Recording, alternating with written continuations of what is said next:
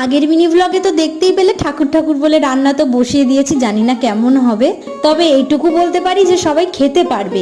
তো রান্নাটা তো বসিয়েই দিয়েছি, মাংসটা কষাচ্ছিলাম, আর মাংসটা থেকে এতটা পরিমাণে জল বেরিয়েছিল যে ওই জলেই রান্না হয়ে গেছে। আমার একদম সামান্য একটুখানি গরম জল দিতে হয়েছিল। মামার ছোট ছেলেটা যেহেতু অসুস্থ, ও তো তাড়াতাড়ি ঘুমিয়ে পড়ে, সেই কারণে আমার রান্না হয়ে পেরেছিল না। তো কেবল নামাবো তারই আগে একটুখানি কটা মেটে কটা গিলে তুলে দিলাম ভাইয়ের জন্য।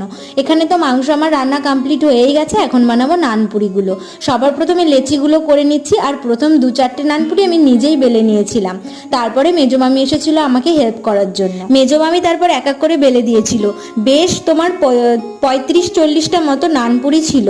তো সেগুলো বানাতে তো একটু সময় লাগবেই, তো সেই জন্য মামি হেল্প করে দিচ্ছিল আর আমি ফাটাফাট ভেজে নিচ্ছিলাম। মামা বাড়িতে কাটানো দিনগুলোর ভিডিও তোমাদের কেমন লাগছে আমাকে কিন্তু অবশ্যই জানিও, আর বড় ভ্লগ দেখতে চাইলে অবশ্যই চ্যানেলে খেয়াল রেখো, পোস্ট হয়ে যাবে।